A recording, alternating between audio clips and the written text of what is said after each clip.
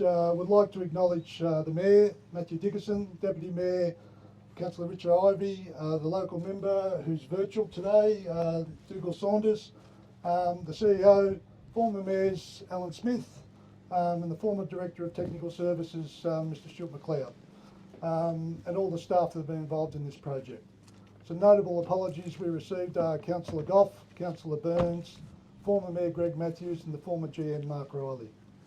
Now, these projects are not just delivered by the guys on the ground. There's a huge team associated with this, which starts from the design, the grant funding, the livability, media, water guys as well. So it's a huge team that delivers this sort of infrastructure, and I apologise if I've missed anyone in that process, but yeah, just want to recognise that it's much more than just the guys doing this work. There's a lot of stuff happening in the background. By way of proceedings today, I'll be firstly asking Councillor Wells to come up and do the Welcome to Country, followed by the Mayor to say some words, followed by the local member. Dougal Saunders will say some words. Once those formal proceedings have been completed, we'll move to the top of the hill where we'll do the official ribbon cutting and the drive-through for the Mayor in his electric car. And once those formalities are proceeded, we will take a photo. Rochelle's here to do our photos from the top of the hill looking down. And then once that's all done, we'll proceed to officially open by removing the barriers. So I'd like to hand over to Pam for the Welcome to Country. Good morning. Look, I'm really honoured to have the opportunity to do Welcome to Country here this morning. I'm going to be really open and say this is my very first Welcome to Country. I've done plenty of acknowledgements, but I need to ask you to bear with me. I'm going to use the Wiradjuri language to do the Welcome to Country, and I want to be really clear with you and say that this is a blended language. It's not a specific language because of the dialects, many dialects around the Wiradjuri country. So I'd like to start with Iradumarang Mangalang, Ewan Bam, Naru Tabaga Mangalang Wiradjuri Norbanga, Naru Wile Mangalang, Naru Banigu, Gulbara, Marigu, Maradaliabu, Gira. Aboriginal Norbangalu, Mendangu, Wadagu, Barak, Binyagu. What I've said is, good day people, my name is Pam. I'm of Tabaga people of the Wiradjuri Special Country. My totem is the brush-tailed possum, and I would like to acknowledge elders past, present and future. This is Aboriginal country, always was and always will be, and thank you for listening. I also want to go on to say how exciting is it this morning, like to be able to participate in the opening of the Boundary Road and the Sheraton Road road link, and for me as a personal citizen of Dubbo, it's going to be fantastic because I can get through to Bunnings and other areas. Thank you very much for letting me do this, and I'll hand back to. Thanks, Steve, and welcome also just individually to my fellow councillors, Pam obviously, Josh Black, Shibli Chowdhury, Matt Wright, Richard Ivey and Damien Mann. And it is great to see so many of the new councillors turning up to so many events, and the community is actually noticing how involved all the new councillors are in the community and just in various events, so it's great to see them along. But we've got a couple of guests, and you've heard a couple of apologies from Mark Riley and from Greg Matthews, but having Stuart McLeod here and Alan Smith I thought was absolutely perfect, because this is a real indication of what council does, in this council in particular, but I think councils in general. It's something that we do very well, and that's long-term strategic planning. And I'm sure if you grab someone like Stuart or Alan afterwards, they'd tell you in detail, and I'll just give you a very brief summary, but the detail of where we've gotten to with this road. Now, it might be easy for the group of new councillors, and Murray, who's been CEO for about 8 or 9 months, even Steve, who's been here for about 7 months in this role, to say, yes, people talk to us about the congestion up there at the school precinct, so we fixed it. Look at this, we've built this road, isn't that fantastic? But the reality is, this goes back at least 10 years, which I'll talk about in a moment, but it really goes back to probably about 1993, when we had some of the first strategies from council to look at opening up this whole area. And again, back in those days, it was a paddock, and even over here where we see all those houses, it was literally a paddock. So that strategy, that long-term strategy for council to say, let's have a road network, let's have a strategy for our housing, all the housing throughout Keswick, and see how Dubbo will grow. And that involves people who can actually see that vision, can see forward. When you jump forward then to 2012, a formal policy adopted by council was the Road Transportation Strategy to 2045. And again, when you looked at that, this particular road that we're standing on here was an important part of that, again, to open up this whole precinct, but also to link up through to the Sheraton Road School Precinct, to Bunnings, as Pam mentioned there, and really open it up so you've had two entrances to that. Now, that was 2012, 10 years ago. And decisions made by council then, and the planning strategy and the funding strategy put in place is how we've arrived at this location.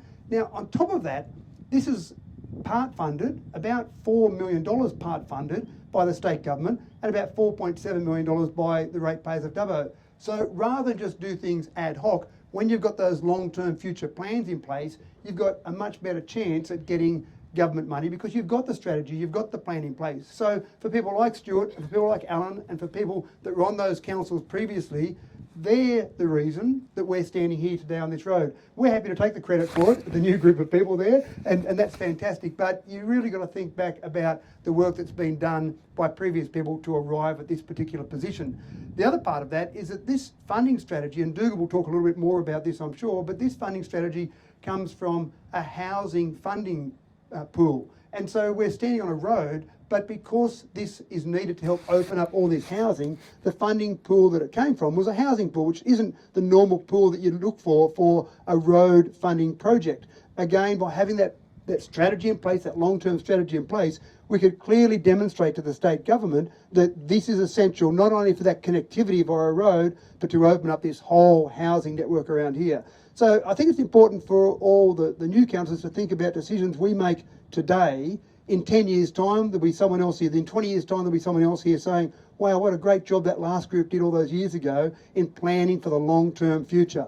In terms of the delivery, thank you. I see lots of orange across the back there. Thank you for all the hard work. It's all well and good for us to talk about strategy, for us to talk about road transportation strategies, but the reality is someone has to do the work, and it's not us. It's people standing there in the orange that are doing the great work, physically doing the work to deliver a project like this.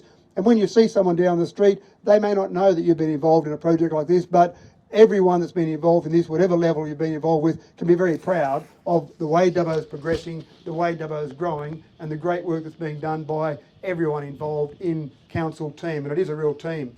So thank you for the state government for the $4 million that you've put in, or Dougal that you've put in for that. Thank you to our predecessors who have had the planning and the strategy in place, and I think Dubbo community in general will be very thankful that this is open and an important part of our connectivity.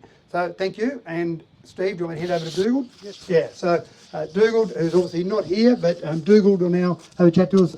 Thank you, Dougal, for your participation in this.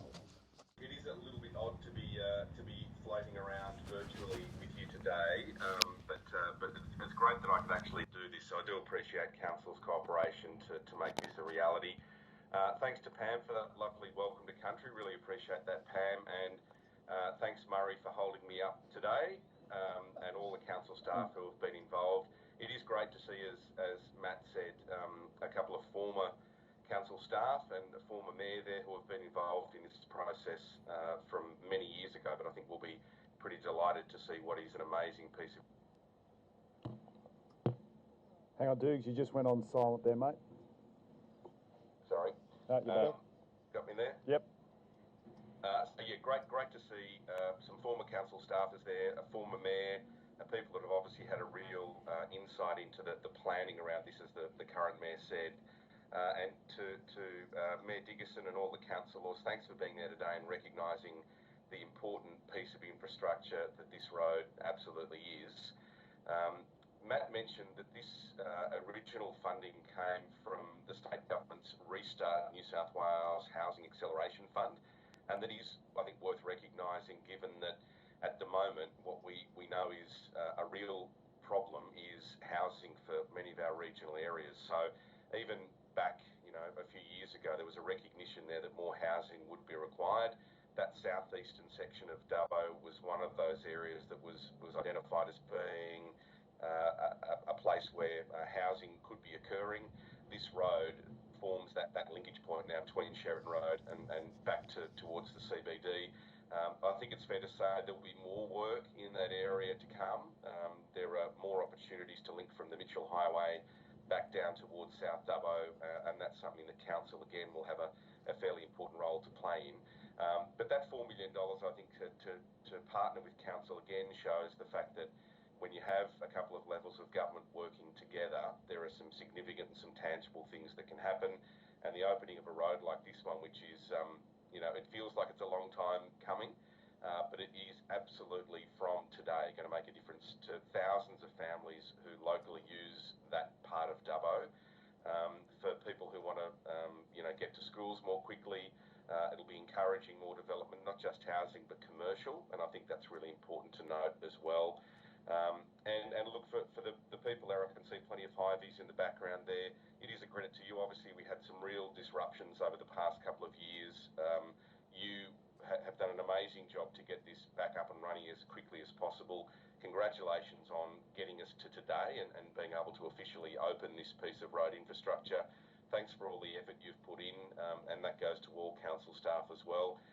Sorry I can't be with you there for a bit of a barbecue a little bit later on, but congratulations to everyone, and thanks for having me along today. Okay. 3, 2, 1. We're going.